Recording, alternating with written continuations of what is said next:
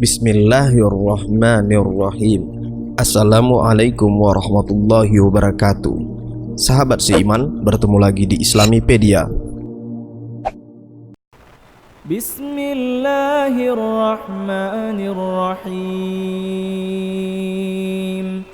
Kalla la illam yantahi lanasfa'an bin nasiyah nasiyatin kadhibatin khati'ah.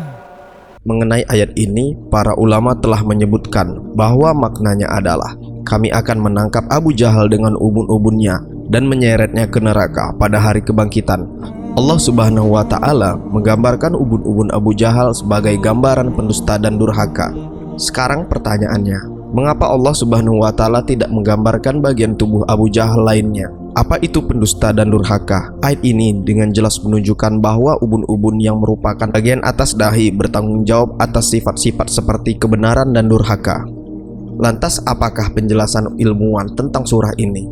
Mari kita simak videonya sampai habis biar nggak gagal paham. Tapi sebelumnya, mari sama-sama kita dukung channel ini terus dengan cara klik tombol subscribe dan klik tombol lonceng di bawah, karena semua itu gratis. Jadi tunggu apa lagi? Karena kita akan menunggu dalam waktu 5 detik.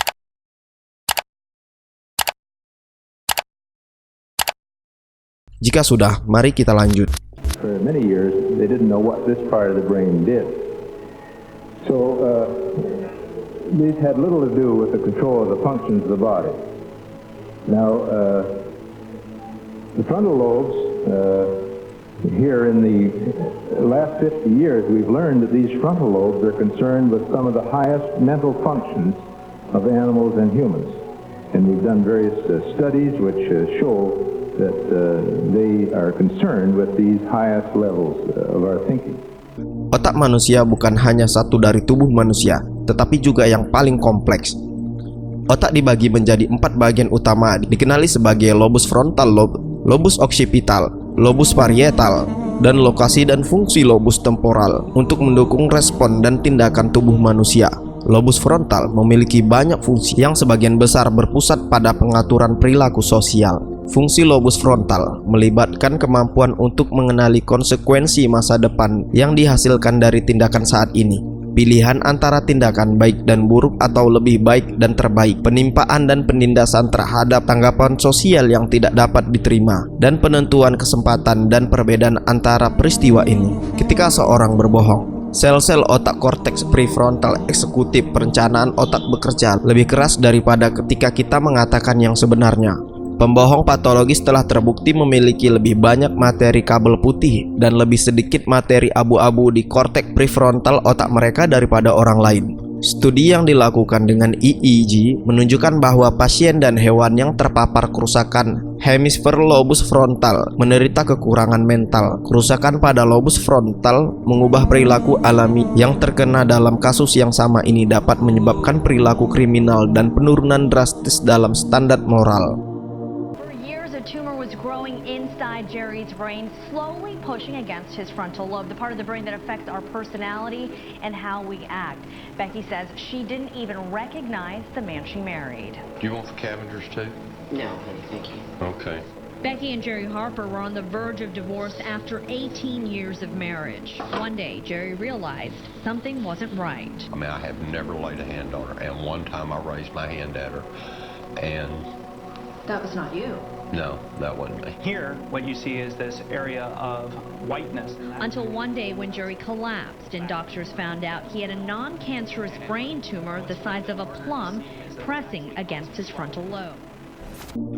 Selama dekade terakhir, para ilmuwan memiliki pencitraan magnetik fungsional untuk lebih akurat menemukan daerah otak yang merubah ketika seseorang berbohong. Teknik ini mengukur perubahan aliran darah di otak yang mencerminkan aktivitas saraf ketika orang menjawab pertanyaan saat berada di dalam pemindai. Gambar yang dihasilkan menentukan aktivitas otak di wilayah tertentu selama fase kebohongan dan kebenaran daripada paradigma penipuan. Meski beberapa area otak tampaknya memainkan peran ketidaktetapan, temuan paling konsisten di beberapa studi fMRI adalah bahwa aktivitas di korteks prefrontal meningkat ketika orang berbohong. Korteks prefrontal yang terletak pada di belakang dahi adalah kumpulan daerah yang bertanggung jawab untuk eksekutif, mengendalikan kemampuan untuk mengatur pikiran atau tindakan untuk mencapai tujuan.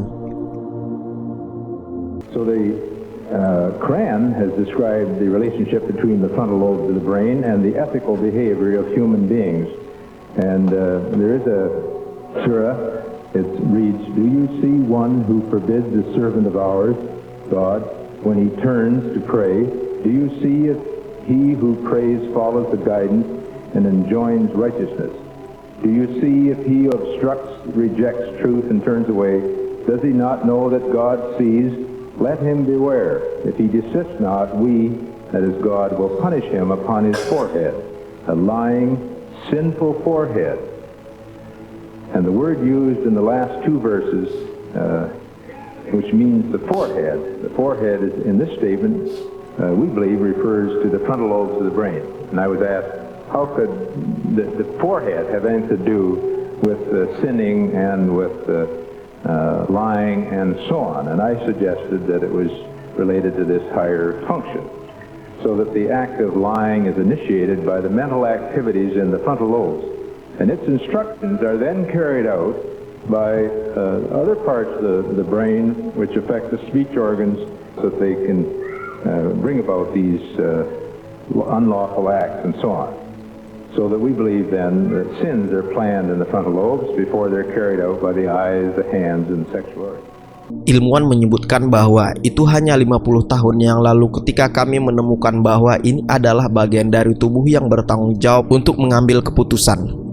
Tetapi fakta ini jelas ditunjukkan dalam Al-Quran hampir 1500 tahun yang lalu. Hanya orang-orang yang mengingkari kebenaran yang dapat menyangkal fatwa bahwa Al-Quran memang adalah firman Allah Sang Pencipta.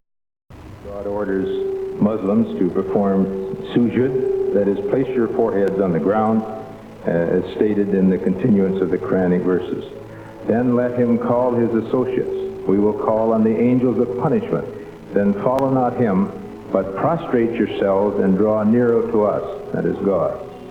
This order to perform sujud means we should place the center of our will and decision-making processes on the ground to show absolute submission to God.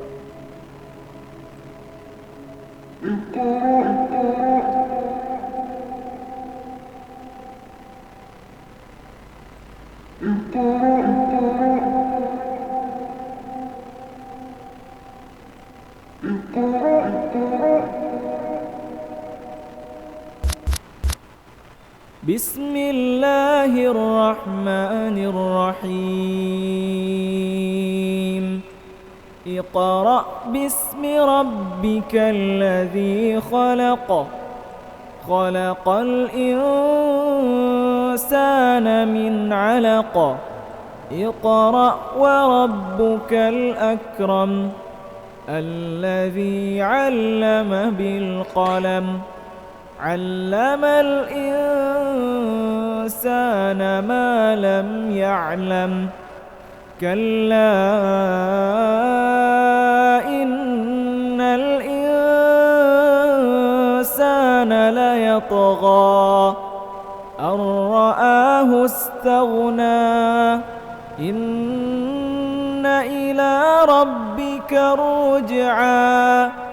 أرأيت الذي ينهى عبدا إذا صلى أرأيت إن كان على الهدى أو أمر بالتقوى أرأيت إن كذب وتولى ألم يعلم بأن الله يرى كلا لئن لم ينته لنسفعا